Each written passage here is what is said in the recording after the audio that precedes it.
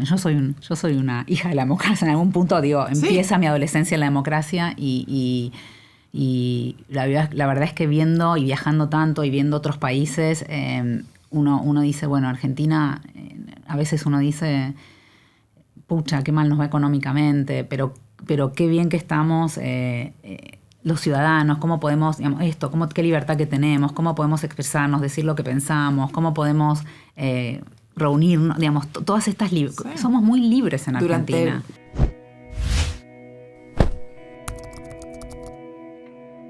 Bueno, Mariela, muchas gracias por aceptar esta invitación. Un placer enorme. A pensar estos 40 años ininterrumpidos de democracia, pero sobre todo a ver si podemos trabajar sobre cómo construir la democracia del futuro.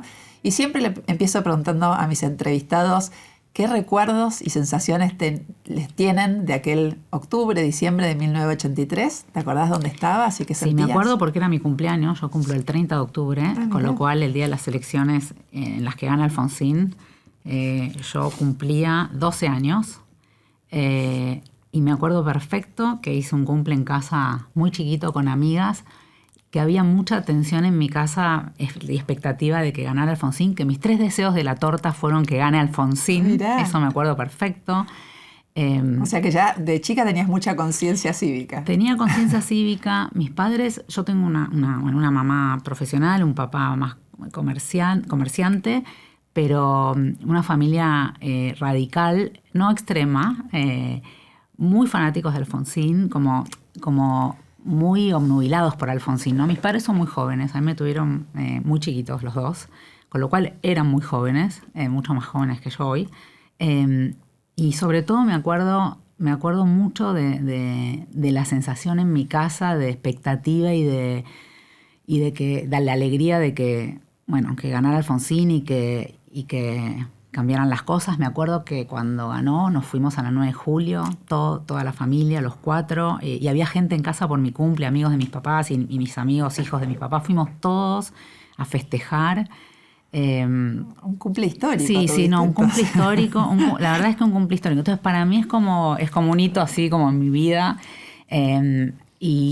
Y también yo me acuerdo de chiquita, yo soy de Avellaneda, yo nací en Capital, pero siempre viví en Avellaneda, viví en Avellaneda hasta los 7 años, y lo único así que me acuerdo de la dictadura es cuando mi mamá, yo estudiaba música en un lugar que no sé si existe, que se llamaba Collegium Musicum, y mi mamá me traía los sábados, estudiaba flauta y danza corporal. En esa época se hacía danza corporal, que hoy creo que no existe, ¿no? Sí, sí. Y mi mamá me traía los sábados a este lugar que era Liberté y Libertador. Y tengo como una sensación de que muchas veces nos pararon en la 9 de julio y le pedían todos los documentos. Y me acuerdo una sola cosa, que es que una vez veníamos en el auto y mi mamá se puso muy mal, se puso como a transpirar porque no tenían los documentos. Y no tenía, o sea, mis padres no tenían militancia política para nada, pero bueno, habían viajado a Europa y en Europa les habían dicho... Habían ido a Israel y habían ido a Europa y habían estado con gente que les habían dicho en tu país matan muchísima gente y ellos no podían creer, pero bueno, ya vinieron con esa idea y empezaron a decir, bueno, acá empezaron como a entender un poco más. Y me acuerdo mi mamá muy, muy tensa y la dejaron pasar, digamos. Me acuerdo perfecto eso, pero no tengo como más imágenes.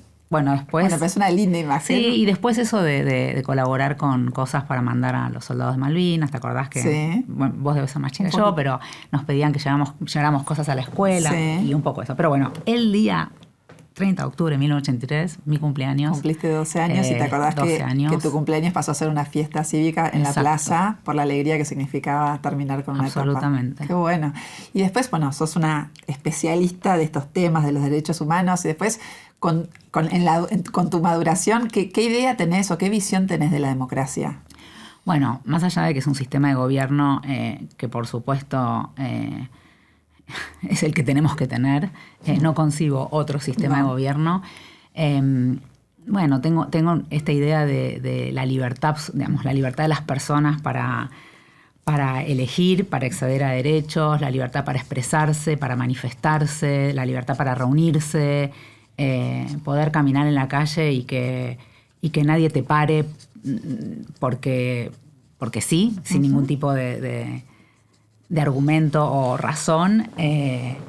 esta idea de que no ir con el documento a ningún lado, ¿no? Como yo nunca fui con el documento a ningún lado, ¿no? Me acuerdo que probablemente... A bailar, la discoteca antes de los 18. Pero ¿sabes qué?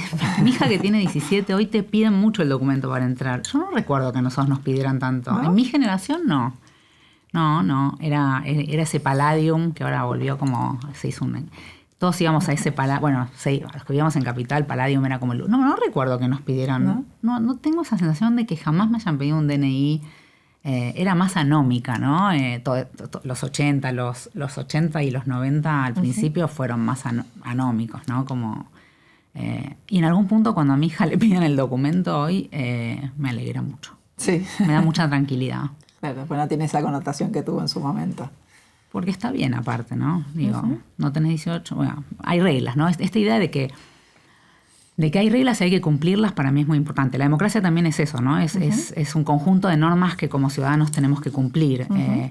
Y en este país nos cuesta mucho eso, ¿no? Es como siempre estamos viendo cómo no cumplimos la norma.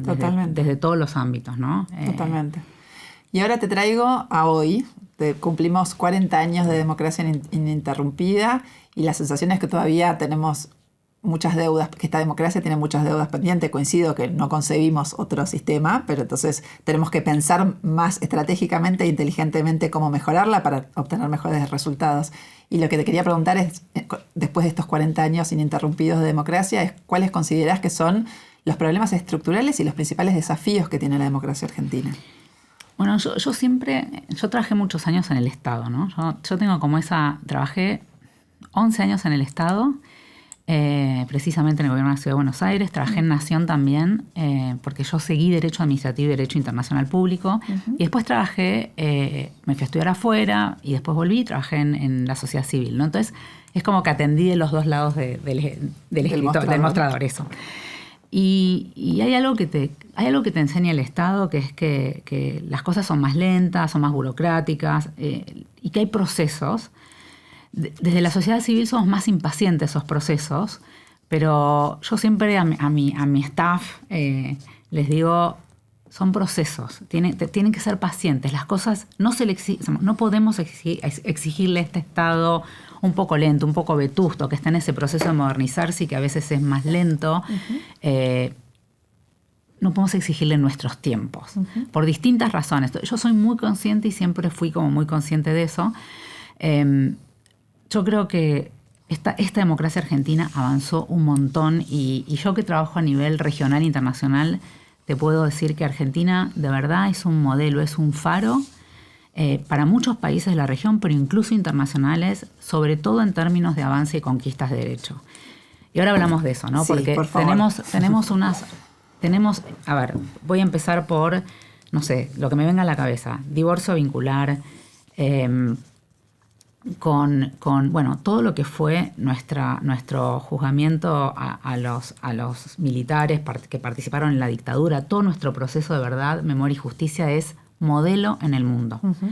Después, ¿quién se apropió? ¿Quién no se apropió de esto? Esto es de los argentinos. Sí. Esto es un modelo en el mundo. Nos miraron, aprendieron de nosotros. Las comisiones de la verdad aprendieron de nosotros. Cómo se juzgaron a los militares acá, aprendieron de nosotros y siguen aprendiendo de nosotros. Yo te doy un ejemplo. Nosotras hace 4 años nos invitaron de Sri Lanka, que están en un proceso militar complejo. Nos pidieron si podíamos llevar a Estela de Carlotto a conversar con las abuelas de Sri Lanka para el diálogo norte-sur y aprender de ellas, ¿no? Esto... Argentina es como muy conocida y muy respetada por esta agenda. Pero después tenemos una agenda que va mucho más allá y que tiene que ver con, lo dije, divorcio vincular, nuestras normas vinculadas a cuestiones de género que fueron muy progresivas, pero hay un montón de normas que son sumamente válidas. Sí. No voy a nombrar todas ahora, pero son muchísimas. Todo lo que son las normas nuestras migratorias, digamos, ¿no? Hay mucha crítica, ¿no? En Argentina viene cualquiera, en Argentina, no sé, los migrantes pueden entrar a los hospitales públicos, se atienden más migrantes en hospitales públicos de la ciudad que personas. Bueno, yo desde mi lugar y desde mi trabajo no puedo decirte que a mí no, digamos, que yo no estoy más orgullosa, o sea, no puedo estar más orgullosa de nuestro país. Y aparte nosotros somos producto de esa migración. Exactamente, también. Entonces, exactamente, es que un poco también devolver lo que nos dio el país, pero aparte no puedo estar más orgullosa de la ley migratoria que tenemos. Bueno, obviamente todo lo que tiene que ver con la comunidad LGBTIQ+, a nivel nacional, a nivel Ciudad de Buenos Aires, a nivel provincias un poco más lento, pero está. Y vos fíjate una cosa, cuando se aprueba el matrimonio igualitario, todos críticos, era una locura, estaba la iglesia, todo el mundo cuestionando. Hoy es algo totalmente natural, instalado, nadie le preocupa. Bueno, habrá gente que tiene sus sesgos con todo derecho y sus cuestiones morales con todo derecho y súper respetados, de mi parte, sí.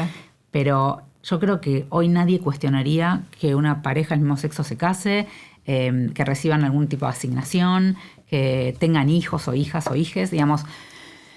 Este es un país con normativa súper progresista. Después si se implementa o no, es toda otra discusión. Bueno, pero me encanta tu mirada positiva en términos de que la Argentina ha sido vanguardista y es un faro en un montón en materia, y acá lo pudiste puntualizar, sobre todo de derechos humanos, que aparte lo hicimos a destiempo del mundo en mucho, o sea, fuimos pioneros en muchas de estas discusiones. Absolutamente. Y no puedo dejar de decirte, porque bueno, tiene que ver con mi trabajo y mi historia y mi militancia personal, la aprobación de la legalización y despenalización del aborto, que como te digo, va a ser un proceso largo hasta que esté instalada, y hoy es muy cuestionada y tiene un montón de cuestionamientos y de limitaciones de implementación y demás. Pero yo estoy convencida que en 12 años esto va a ser anecdótico. Claro, que va a pasar lo mismo que pasó con el matrimonio igualitario y con el divorcio. Exactamente. Está buenísimo. Y bueno, después hablamos un poco de la implementación. Y si te llevo al lado más oscuro de cuáles son los desafíos que tiene esta democracia a 40 años. Bueno, yo te voy a decir algo un poco que a mis colegas defensores a ultranza de la libertad de expresión por ahí les incomode lo que yo voy a decir. Yo creo que estamos en un momento muy delicado en términos. Hay una tensión muy fuerte entre, yo te diría, lo voy a decir de esta manera. En inglés es shrinking the civil space, como el achicamiento del espacio cívico y la libertad de expresión. Y yo te voy a poner este ejemplo. Cuando no existía Twitter, Instagram, TikTok y etcétera, nosotros, digamos, la sociedad tenía un contexto de comunicación, de debate público. Desde mi perspectiva, desde la perspectiva de Amnistía, mucho más sano. El periodismo, el periodismo ejercía un periodismo mucho más cuidado, más ético, más correcto. Que ahora, ¿no? Porque los periodistas tenían que buscar 3 fuentes para confirmar su información y no había manera de que un editor te diga, sin 3 fuentes no salimos, porque nosotros de la sociedad civil, cuando criticábamos o hacíamos este famoso blame and shame, que es como te señalo y te digo lo que haces mal gobierno o empresas, teníamos que tener investigaciones muy robustas, que nosotros de Amnistía todavía seguimos en esa línea, pero tiene un montón de problemas que te puedo contar, porque me parece que nada ensuciaba, o sea, el debate era más sano en términos, todos decíamos lo que queríamos, pero nada ensuciaba ese debate. Hoy como que la argumentación era más rigurosa. Era más rigurosa, no consumíamos, no leíamos en 3 minutos nada, no nos informábamos en TikTok como se informan los jóvenes hoy. Yo era joven en ese momento y me leía los diarios, y si no leía un paper digamos, yo creo que hoy hay mucha desinformación, hay mucha desinformación y se corrieron todos los límites. O sea, hay fake news, hay periodistas que no tienen 3 fuentes para decir lo que dicen. No. Están pagos para decir y que están pagos para no decir lo que dicen. Y eso, digamos. Y ahora hablamos un poco del periodismo, por qué me preocupa tanto. Creo que también la sociedad civil, cuando ve que todo es todo se desinforma, también contribuye a eso. O sea, a veces me pregunto cuánto todos desinformamos un poco, ¿no? Totalmente. Bueno, los políticos y los candidatos en una plena campaña también desinforman, porque sus seguidores esperan que... Bueno, y tampoco existía, en ese momento que me estoy refiriendo, no existía la segmentación, conocer los públicos, claro, saber a quiénes le tenés que hablar y a quiénes no. Sí. Bueno, hoy todo esto que existe, que a mí me parece fascinante Obvio, y me no recontrainteresa. Claro, y va a seguir estando. Y va a seguir estando. Sí. Y está buenísimo que siga estando. Yo creo que el desafío es cómo volvemos a este contexto previo en este marco con todas estas herramientas que son súper buenas, ¿no? Y ahí yo te digo... Que no es tan simple, ¿no? Porque mientras antes tenías medios masivos de comunicación que llegaban a muchas audiencias, ahora eso se diluyó, se horizontalizó y cualquiera puede producir Exacto. y consumir información sin ningún filtro. Exacto, y hoy los periodistas no son los únicos que informan, ¿no? Claro. Hay un influencer, a veces tiene más influencia que un periodista, claro, o una periodista. Entonces se genera todo un marco de convivencia muy complicado. Perdón, me acordé, una pequeña digresión, me acordé en el noticiero cuando fue el día de la primavera el año pasado, que un periodista le decía a una joven que fue a festejar ahí a los lagos de Palermo, le decía, bueno, ¿a quién querés saludar en la tele? ¿No? ¿A quién le querés mandar un saludo? Y la chica respondió, a nadie, porque nadie mira tele. Totalmente, es verdad. La verdad es que es cierto. Y, digamos, y yo creo, y no puedo dejar de decirte esto, a mí me preocupa mucho este año electoral en el sentido que el periodismo tiene mucha responsabilidad de que resulte de este año electoral. Okay. Y obviamente, ni hablar los candidatos cuando segmentan, cuando, digamos, están todas estas herramientas que, vuelvo a decir, las celebro, porque si estuvieran bien usadas, está muy bien. El problema es que hoy estaba escuchando un periodista que decía, los chicos en TikTok, yo tengo TikTok, yo paso 3 horas por día en TikTok, pero por mi trabajo, porque yo trabajo con jóvenes, ¿no? Tengo un grupo de jóvenes en Amnistía y aparte porque me preocupa dónde están y cómo piensan los jóvenes hoy. Los jóvenes están todo el día en TikTok. Yo miro mucho a Milei, entonces todo lo que me parece de Milei, porque el algoritmo me muestra a Milei, ¿no? Y a mí me intriga entender por qué hay tanta fascinación con Milei. Yo primero dije, bueno, es un rockstar, tiene esa pinta de rockstar, ¿no? Sí. Y hoy escuchaba a un periodista que decía que los chicos entre 16 y 19 años votan a Milei porque va a dolarizar, porque, sobre todo por eso, y porque no va a entregar las Malvinas, una cosa así dijo. Es tremendo, o sea, porque eso es desinformación. Sí. Yo no soy economista, no tengo herramientas para decir si dolarizar está bien o mal, pero creo que tengo la inteligencia para entender que no parecería una solución viable para nuestro país. Sí, incluso, perdón, está muy interesante lo que decís porque primero que no hay muchas personas que hablan de esto, ¿no? De las normas éticas del debate y de la libre expresión, que me parece un punto súper interesante. Ahora se vienen debates sobre el límite ético a la inteligencia artificial, pero lo tuyo es como más profundo y me parece que nos compete a todos, que es en qué contexto debatimos y seguimos actuando en democracia, así que me parece súper relevante. Y con esto que decís, no solo es desinformación, sino que en tan poco tiempo, o te agrego también, porque también a mí me preocupan las mismas cosas, también cambian el sentido de las cosas, y te doy un ejemplo muy concreto. Cuando a algunos jóvenes vos le preguntás, ¿qué es la justicia? ¿Estás de acuerdo con la justicia social? Sí, por supuesto, estoy de acuerdo. ¿Y qué es la justicia social para vos? La justicia social es que si te roban el celular, pegarles. Entonces, en realidad, ahí, no solo que se acota el debate, sino que también se banaliza y se le cambia el sentido en un sentido que no sé si es el que queremos que vaya. No, incluso hay una realidad también. Como hoy todo es un tweet o es TikTok, que todo dura muy pocos minutos. El otro día lo escuchaba a Larreta en una entrevista muy interesante con el pase Ernesto Tenenbaum y Siete Case, y él dice, yo no puedo explicar acá mi plan económico. Lógico, o sea, no puede, no le da este también es el tema. Nadie hoy tiene esa paciencia de escuchar largas conversaciones. Dicho eso, quiero decir que yo creo que ayer, por una cuestión de interés político, todos nos pasamos viendo el discurso entero de Cristina de no sé cuántas horas. Entero, exacto. Entonces, tampoco tengo... Bueno, por ahí es nuestra generación, no lo sé, pero... O somos nosotras, claro.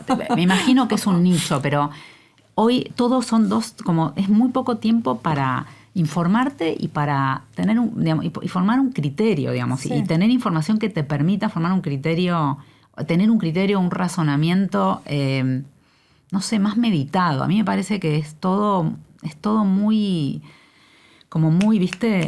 Efímero. ¿Y eso atenta con la calidad de la democracia? Yo creo que eso afecta a la democracia. Y esto que te decía, la libertad de expresión, ahora voy a hablar como abogada, sí. La libertad de expresión no es absoluta. No es absoluta, tiene límites. Y los límites son la incitación al odio.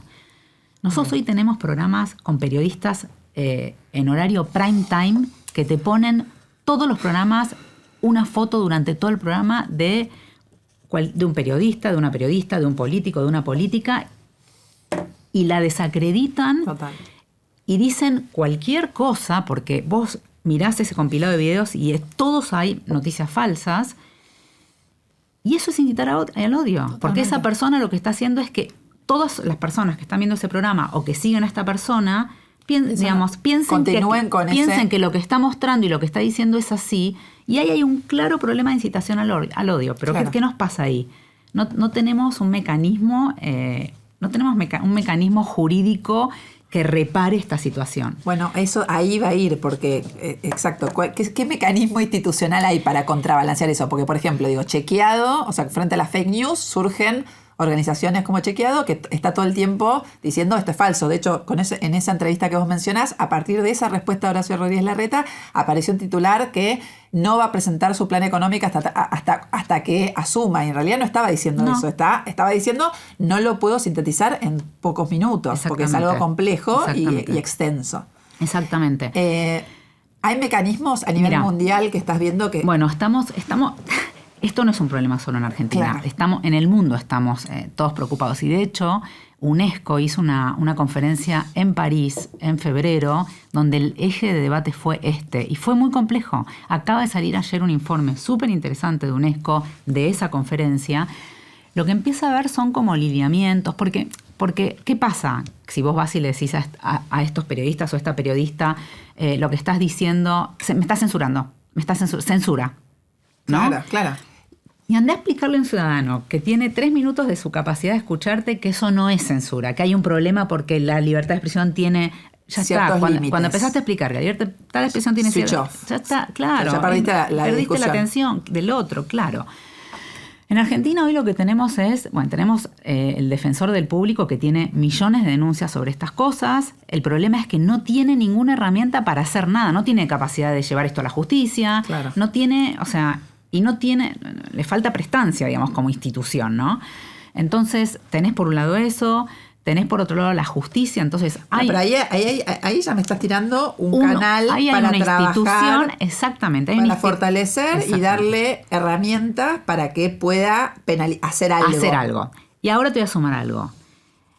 Hace más de 15 años que no tenemos defensor del pueblo en Argentina. Sí, no sé. El defensora del pueblo sería otra institución que podría trabajar en esto. Bueno, y eso es una deuda de la democracia. Y es una gran de deuda de la democracia, esta es una gran deuda de la democracia. Bueno, y muy poco se habla de esto. Muy poco. ¿Cuántas personas saben de los que consumen TikTok que hace 15 años no tienen un defensor del pueblo? ¿Y qué significa un defensor del pueblo? Bueno, ¿no? Todo lo que puede hacer. Obvio. Ni hablar. Bueno, pero ya está. Hay dos mecanismos institucionales que se pueden fortalecer. Se está trabajando en la Defensoría del Pueblo de la Ciudad. Eso sí, la Defensoría del Pueblo de la Ciudad está con esta agenda. Pero bueno, la Defensoría del Público de la Ciudad tiene también límite en la ciudad.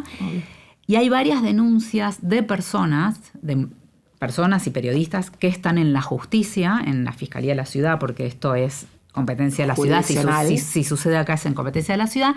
Pero la justicia también tiene límites, porque ¿qué es lo que pasa? Imagínate que Twitter no le da información a los fiscales en Nueva York, se la va a dar a los fiscales de Argentina. O sea, entonces... La justicia también tiene una limitación.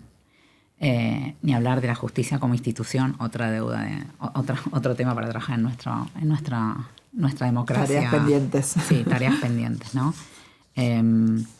Entonces, yo creo que este es el gran problema. Y claro que afecta a la democracia, porque cuando vos mirás TikTok y mirás, y te pasa lo que me pasa a mí, que lo escuchás a Milei decir lo que dice, yo tendría un montón de preguntas para hacerle a Milei.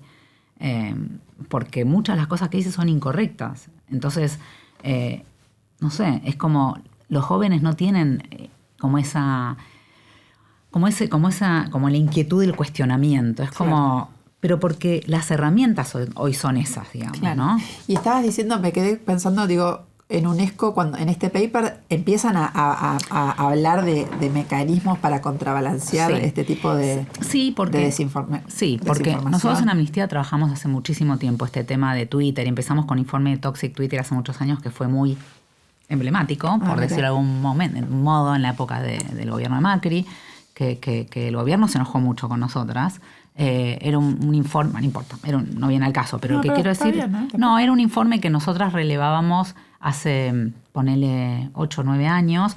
Todavía Twitter no era lo que es ahora y nosotros lo que veíamos, lo que podíamos mostrar en ese momento era cómo había determinadas cuentas que en conjunto atacaban a determinados periodistas cuando decían cosas que le incomodaba al gobierno de Macri, ¿no? Y cómo, incluso defensores de derechos humanos. Nuestro informe se publica de casualidad, honestamente, antes de que sale lo de Cambridge Analytica. Wow. El día después, o el día antes sale nuestro informe o después y sale lo de Cambridge Analytica y estaba muy en agenda el tema. Y el informe toma mucha relevancia, estaba la cuestión de Maldonado, la oposición lo toma, lo usan políticamente básicamente. Nosotras no sabíamos, o sea, nunca miramos, ni dijimos, ni sabíamos, ni sé que existía el famoso Troll Center. Pero eso da lugar a que aparece esta idea de que el macrismo tiene un Troll Center. Nosotros no lo decimos en el informe, no lo investigamos, no lo sabíamos, pero la oposición lo usa. En ese momento se podía mostrar eso. Hoy Twitter evolucionó un montón más. Eso ya no se puede mirar de esa manera. Entonces, hoy sí estos ataques coordinados. Primero, por un lado, en ese momento había muchas cuentas que eran automatizadas y eso lo podíamos ver. Sí. Hoy hay muchas de esas cuentas que ya no son automatizadas, que son personas que piensan de una manera. Y bueno, piensan de esa manera, listo. O sea, y se juntan todas esas cuentas y, digamos, de alguna manera se coordinan, obviamente, pero son personas. Claro. Son personas que se coordinan y que tienen su derecho a expresarse. Exactamente, a expresarse y a manifestarse. Pero lo que no se está mirando es qué impacto genera eso en la atacada o el atacado, ¿no? Y lo que nosotros estamos viendo, porque en Amnistía tenemos muchas denuncias de esas, sobre todo mujeres o periodistas que han sido atacadas, que tiene un impacto en su salud mental y en su salud muy, muy, muy complicado. Sí. Y esto esto es importante para la justicia, porque si la justicia ve que, y a justicia y los espacios como, esto se debate en UNESCO y en estos lugares, digamos, lo que está debatiendo es, porque la tendencia es no regular porque censura, pero, también la reflexión es, esto no es 1980, las cosas cambiaron, tenemos que repensar, hay que dar este debate. Total. Porque si el uso de estas tecnologías afecta derechos de manera negativa, tenemos un problema. Bueno, pero es fascinante todo lo que estás diciendo y la verdad es que sí. Y acá planteas como dos temas, ¿no? El tema de, frente a la desinformación, ¿qué mecanismos hay para desarticular esa desinformación que claramente afecta la capacidad de informarnos y tomar decisiones en democracia? Pero esto de la afectación cómo el uso de estos nuevos medios puede afectar derechos, trae otra discusión también sobre la reparación que se puede hacer por ese daño, de ese daño, porque me viene a colación el caso también de Ofelia Fernández, que también estuvo en este conversatorio, donde claramente hubo una campaña que claramente articulada en contra de ella. En contra de ella, y que claramente afecta a una chica joven, totalmente, su salud mental, íntegra, y física y mental. Y después, la verdad es que no pasa nada después. No. Y esa chica tiene que resolver esa situación sola, con los mecanismos que tiene a mano, pero después no hay una instancia de reparación también como sociedad, de decir el discurso del odio o esto no está bien y tratemos de generar el debate democrático por una vía distinta con reglas de juego distintas. Totalmente. Cuando nosotros empezamos a trabajar esto en Amnistía hace más de 9 años, lo que hacíamos en Amnistía, hicimos una investigación Amnistía Inglaterra, Estados Unidos, Argentina, esto de lo que llamamos toxic Twitter, como que Twitter es tóxico y sobre todo mirando también mujeres legisladoras, mujeres políticas, mujeres de actrices famosas, bla. Entonces lo que hacía el secretario general de Amnistía se ha reunido miles de veces con el CEO de Twitter en ese momento. Ahora, y lo que le pedía era, por favor, trabajen en normas internas de regulación. Lo hablamos en Facebook, lo hablamos en Twitter, hoy lo estamos hablando en TikTok.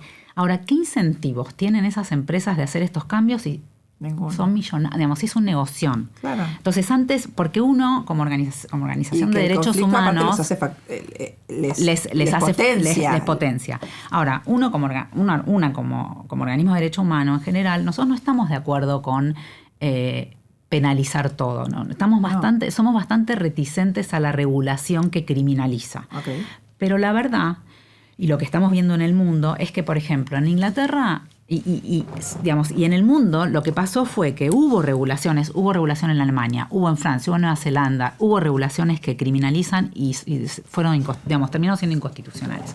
Pero lo que vemos, por ejemplo, en Inglaterra, lo que están haciendo es que el Estado, por ejemplo, le condena impuestos a las empresas de medios, ponele a 24, le condena impuestos si no promueven discursos de odio. Entonces es una manera de no regular penalmente y es una manera de incentivar a que las empresas las empresas de medios tienen mucha responsabilidad en esto, sí, a que las empresas de medios vuelvan a ser o a comportarse como históricamente se comportaban, con más cuidadosamente, con las fuentes y con dar información correcta. Muy interesante. Y esa solución de Inglaterra es como una de las más interesantes que se está viendo, porque siempre la regulación esto de meter en el Congreso una regulación que sea como, bueno, está también el caso de Babi Echecopar con la ciudad cuando lea una sentencia de un juez de la ciudad, lo que le dice es, bueno, ahora vas a darle tantos minutos en tu programa a la persona que estuviste criticando para que durante todo el año tenga un exceso. Eso también son soluciones que educan. De reparación. Y que no son penalmente condenatorias, digamos. Muy bueno, muy bueno. Ahí ya me llevas al punto de pensar cuál es, o que nos cuentes cuál es el rol de Amnistía Internacional en esto, ¿no? En la defensa de los derechos humanos, o qué aporta Amnistía Internacional en esta discusión. Y también me parece interesante, ya lo trajiste a colación, ¿qué mirada tenés comparativa de la región sobre la democracia y la defensa? Sí, a ver, Amnistía Internacional históricamente es una organización que nace en 1960, ¿no? Históricamente el rol de Amnistía era como esto que yo llamo blame and shame, ¿no? Que es señalar y denunciar mucho a los gobiernos, ¿no? En este momento actual no se trata solo de eso. Hoy primero hay empresas que incluimos y también cambiamos como una... Señalar que cuando hay violación a los derechos humanos. Claro. Por ejemplo, el gobierno Macri estaba muy enojado con Amnistía porque Amnistía criticaba. Amnistía critica siempre a los gobiernos. Ese es nuestro trabajo y no nos importa, somos súper apartidarios, no nos importa qué gobierno sea, ¿no? A este gobierno lo hemos criticado un montón y de hecho estamos sacando en este mes un informe muy serio de violencia institucional en este país, que es un tema, un problema estructural, y es muy serio en contra de este gobierno y hemos sacado durante la pandemia un montón de informes, no nos importa de qué partido es el gobierno. Nosotros lo que miramos es cómo se violan los derechos humanos de las personas. Sí. En general tenemos una agenda muy amplia que la limitamos mucho a la agenda local de acuerdo a lo que sea relevante en tu propio país. Tenemos una agenda regional, una agenda internacional. Trabajamos mucho con denuncias, recibimos muchas denuncias en Amnistía. Muchas veces el involucramiento en los casos de violencia institucional, vamos a decir el caso de Blas, este chico de Córdoba que mató a la policía. Viene a denunciar la mamá de Blas. Mirá. Tenemos el caso de Facundo Astudillo. Viene a denunciar la mamá de Facundo Astudillo. Wow. O sea, no es que Amnistía lo sale a buscar el caso. Mujeres víctimas de violencia de género. Vienen a denunciar ellas. ¿Y van a denunciar primero ustedes que los otros organismos? Algunos hacen muchas denuncias. Lo que pasa es que Amnistía toma el caso. Los escucha. Siempre que sea un caso que esté en la agenda de Amnistía. Hay temas que Amnistía no trabaja. Generalmente no trabajamos los temas donde hay organizaciones internacionales muy preponderantes que trabajan esos temas. Claro. Tema ambiente está Greenpeace, pero por ejemplo nosotros trabajamos justicia climática o justicia climática y género, pero no, la agenda de clima está... tema alimentación está la FAO. Claro. Entonces, hay temas que no trabajamos para no pisar otras organizaciones internacionales. Adultos mayores no trabajamos porque hay... Después sí trabajamos... en Argentina, por ejemplo, la agenda Verdad, Memoria y Justicia es una agenda que nosotras decidimos no trabajarla porque en Argentina hay una sociedad civil que eso es muy diferente a Europa, por ejemplo. Hay una sociedad civil súper fuerte, súper robusta, súper movilizada. Y Amnistía es una organización que te invisibiliza un poco, porque es una marca muy fuerte. Entonces también como que la Agenda de Verdad, Memoria y Justicia, y muchas abuelas, madres, CELSAM, había muchas organizaciones que la trabajaban y no nos parecía que había un valor agregado de Amnistía a esa agenda.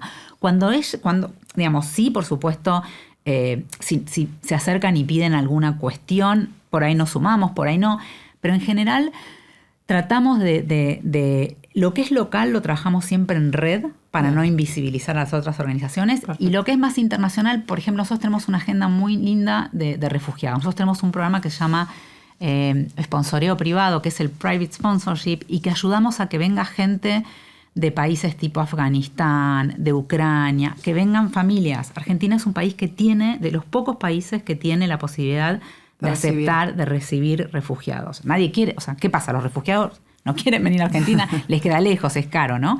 Digo los refugiados más de África, Asia. Bueno, nosotros trajimos familias ucranianas, ahora estamos trayendo 6 personas de Afganistán. Bueno, Amnistía hace todo ese proceso. Los ayudamos económicamente, pero también el proceso de visado, de entrada, trabajando siempre con el gobierno y con otras organizaciones. Nuestro trabajo siempre es, para que lo entiendas, es tipo un cuentito. Hacemos una investigación, vamos a terreno, hablamos con las víctimas. Tenemos que tener acuerdo de las víctimas y sus abogados de que nos podemos meter en ese caso. Firmamos confidencialidad. Después lo que hacemos hacemos un informe. Ese informe probablemente lo distribuimos a los distintos legisladores, al gobierno, pedimos reuniones, contamos qué es lo que vimos, les pedimos soluciones, las damos sugerencias de soluciones y visibilizamos. Hacemos una campaña por ahí más mediática, visibilizamos, a veces litigamos, de acuerdo en qué momento estemos si estamos negociando con el gobierno y vamos para adelante, no vamos a ir a litigar, pero si vemos que no pasa nada, por ahí vamos a la justicia. A veces litigamos. Y visibilizamos mucho, que creo que eso, y somos muy buenos haciendo como campañas comunicacionales, ¿no? Buenísimo. Y ese es un poco nuestro trabajo, y también tenemos muy pequeños fondos para apoyar a esto, ¿no? Traer familias de afuera, o por ejemplo, a estas familias, algunas familias que son víctimas de violencia institucional, también las ayudamos. Depende qué caso ayudamos a veces económicamente. No somos una financiadora, no es plata argentina. Son fondos de Suiza y Suecia, de Amnistía Suiza y Suecia, específicamente para algo que se llama Relief, y que son para estos casos. Y si alguien hay que sacar del país a alguien porque está en una situación complicada, un defensor de derechos humanos, también la sacamos del país y le damos contención y sostenimiento afuera, ¿no? Dicho eso, necesito aclararte algo, que es cómo se financia Amnistía Internacional, vale. para que nadie diga pavadas. No nos paga el Estado, no aceptamos dinero del Estado, justamente, nada de dinero del Estado, justamente para poder ser independientes. Nos financiamos con aportes de personas que ponen plata en la organización. En Argentina tenemos 20.000 personas que ponen plata en la organización, una cuota mensual.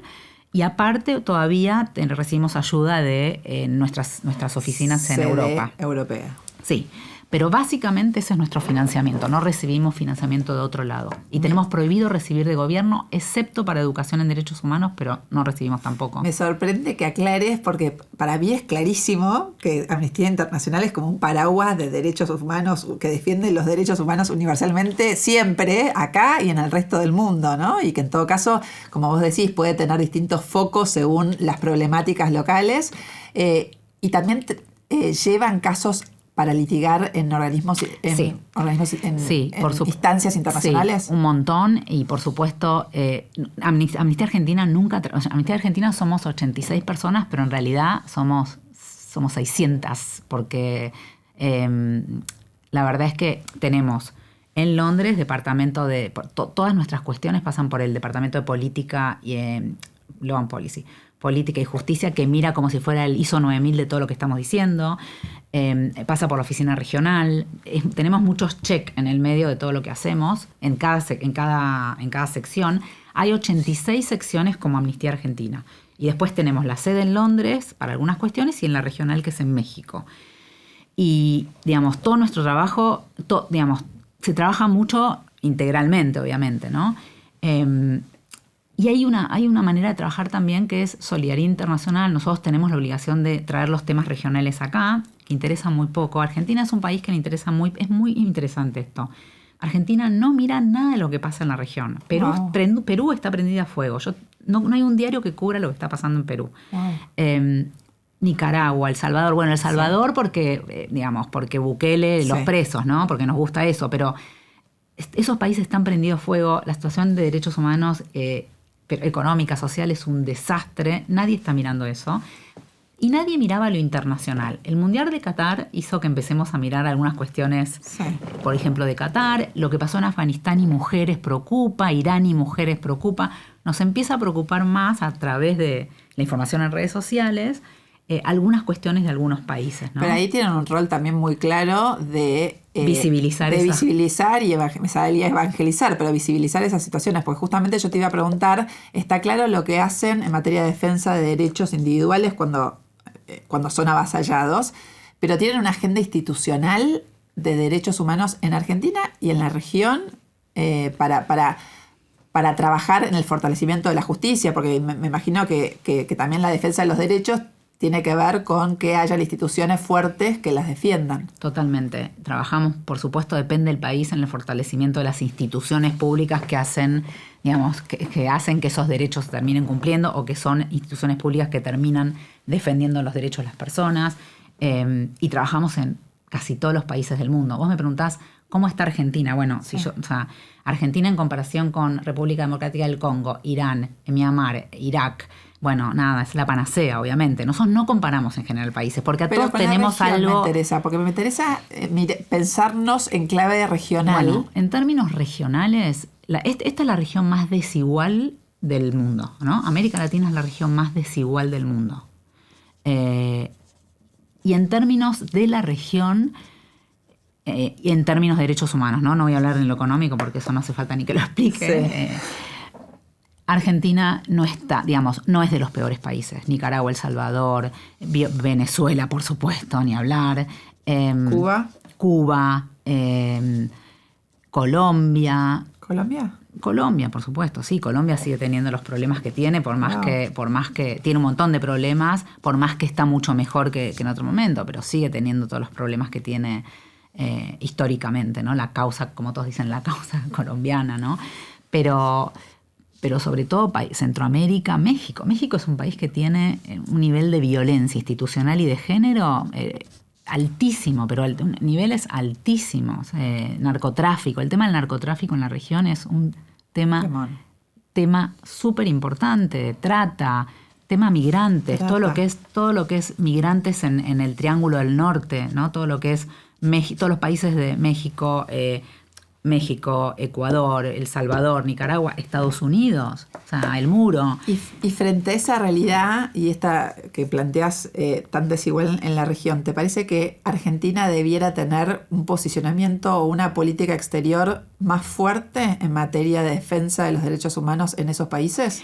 ¿O más claro? Mira, yo creo que hay una realidad, que es que los que seguimos el trabajo de la Cancillería, nosotros trabajamos muchísimo mirando lo que hace la Cancillería. Y hay algo que hay que decir. Nosotros afuera vendemos un discurso y acá adentro contamos otro cuentito. Wow. Nosotras que seguimos las dos cosas, afuera la Cancillería, en la Cancillería trabaja... la gente trabaja, son de carrera. Sí, hay toda una, ahí hay un posicionamiento argentino respecto a temas que se respeta bastante. A veces llega un canciller con una cabeza determinada que algunas cosas modifica, ¿no? Pero en general te diría que... La burocracia sigue un proceso de defensa. Pero aparte las cancillerías en el mundo son muy como... tienden a atender las mismas posiciones históricamente. No son de cambiar todo el tiempo sus posiciones. Sí. Entonces, por ahí acá vienen... Los políticos acá te cuentan que afuera fueron a decir tal cosa, y cuando están sentados en los foros, no sé, en el Consejo de Derechos Humanos o en el Consejo de Seguridad, se portan bien, digamos. Pero como nadie se entera acá, yo vengo acá y te cuento otra cosa. Sí. Eso pasa un montón. Después, ni hablar... Pero, perdón, ¿se portan bien? Significa que no dicen nada sobre lo que... O sea, ¿no emiten opinión sobre lo que está pasando en Nicaragua, en El Salvador? Sí, bueno, a ver, sí emiten opinión sobre, por ejemplo... Nosotros estamos en el Consejo en la Comisión de Derechos Humanos de... El Consejo de Derechos Humanos. El Consejo de Derechos Humanos de Naciones Unidas. El año pasado tuvimos la presidencia, este año ya no la tenemos más. Okay. En general mantenemos las posturas de cuestiones, por ejemplo, con, no sé, Rusia, China, Irak, Irán... con esas cuestiones, okay. Y nos manejamos más o menos parejo. Ahora, es cierto que de acuerdo al gobierno que tenemos, la posición respecto a Nicaragua, a Venezuela, a Cuba, sobre todo esos 3 países, va cambiando, ¿no? Okay. Y ahí sí nosotros, por ejemplo, nosotros cuestionamos a este gobierno, le cuestionamos muchísimo su posición con Venezuela, con Nicaragua sobre todo, seguimos muchísimo esa agenda, nos preocupa un montón, creemos que Argentina no ha tenido una posición, ha pasado esto, han tenido una posición que no corresponde, después la corrigen, porque mucha presión acá y la corrigen, pero a priori no arrancan con una posición correcta desde la perspectiva de amnistía. Y nosotros en general... Sostenible. Y sostenible también, y sostenible. Y creo que lo que está pasando también, y lo hablamos nosotros en nuestras reuniones regionales, es que todo esto que yo te hablo de ataques, y nosotros lo llamamos mucho como movidas antiderechos, porque lo que hace Bukele en las cárceles de El Salvador, desde una mirada de derechos humanos, está mal. O sea, está mal. Está mal, punto. Está mal y punto. Entonces, lo que nosotros empezamos a ver es que antes vos decías, bueno, las derechas hacen estas cosas. No, ahora son las derechas y son las izquierdas. Claro. ¿Qué sería Venezuela? ¿Qué Nicaragua? ¿Qué El Salvador? O sea, entonces vemos un patrón como similar, no solo de las derechas, sino de las izquierdas, ¿no? Bueno, pero es muy interesante porque en realidad lo que deberíamos es también desideologizar la discusión y mantener una postura, una posición firme, porque al menos en esto, porque si ya, como vos decís, la Argentina es faro en un montón de cuestiones que hacen al respecto de los derechos humanos, en esto no podemos no ser firmes. No podemos no ser firmes. Y te diría que la región, yo te diría México, Brasil y Argentina, somos los 3 países más fuertes. Entonces, Argentina tiene mucha responsabilidad. Perfecto. La verdad que era lo que queríamos escuchar de vos, ¿no? Esta mirada también, este análisis comparativo internacional y en algo que es tan importante como es la defensa de los derechos humanos. Para ir cerrando, si tuvieras que decir cuál es el balance que haces desde tu mirada en todo, desde esa chica que festejó su cumpleaños el 30 de octubre del 83, pero digo, tu mirada integral como mujer, abogada, directora ejecutiva, no sé, presidenta de Amnistía, directora ejecutiva de Amnistía Internacional Argentina, ¿cuál dirías que es el balance de estos 40 años? Y sobre todo me interesa que me digas cuáles pensás que son las prioridades de cara al futuro de la construcción de una democracia distinta. Bueno, el balance para mí es sumamente positivo. Yo soy una hija de la democracia. En algún punto, empieza mi adolescencia en la democracia y la verdad es que viendo y viajando tanto y viendo otros países, uno dice, bueno, Argentina, a veces uno dice, pucha, qué mal nos va económicamente, pero qué bien que estamos... los ciudadanos, cómo podemos, qué libertad que tenemos, cómo podemos expresarnos, decir lo que pensamos, cómo podemos reunirnos, todas estas somos muy libres en Argentina. Durante campañas electorales no se matan a los candidatos como otros países, que eso es moneda corriente. Totalmente. Mi balance es sumamente positivo y yo creo que hemos avanzado muchísimo. Sin no puedo dejar de decir que a mí me preocupa. Yo trabajo en la sociedad civil hace más de 20 y pico de años. Yo trabajé en la Asociación por los Derechos Civiles primero y ahora en Amnistía. Y sí tengo que decir que a mí, si hay algo que hoy me preocupa muchísimo, ni hablar la violación de derechos de las personas y los defensores de derechos humanos, pero yo creo que tenemos una deuda con las instituciones. O sea, el Poder Judicial es un Poder Judicial vetusto, antiguo, no está adecuado, corporativista. Nosotros acabamos de hacer mediciones en términos de instituciones y de los derechos en la gente, ¿no? ¿De calidad institucional o de confianza en las instituciones? De confianza y también de modernización y de ayornamiento. Okay. Creo que es como un combo, ¿no? Yo creo que el Poder Judicial en las encuestas nos da que es el poder menos que el Poder Ejecutivo y que el Legislativo. Es el poder menos... diría valorado y tiene mucho sentido, ¿no? Es como, hola Poder Judicial, ponete a trabajar, sería mi mensaje. Hola Corte Suprema de Justicia de la Nación, hagan las cosas bien. Y no estoy, yo no soy un no estoy diciendo, creo que hay que pensar todo en la justicia, todo. Es un gran problema. Es un problema que yo creo que la gente acá, los defensores de derechos humanos acá, tenemos miedo que nos inventen una causa. O sea, eso puede pasar en este país. Wow. Entonces, la justicia. ¿Por qué? Porque ahí está esta justicia, digamos, claro. ¿no?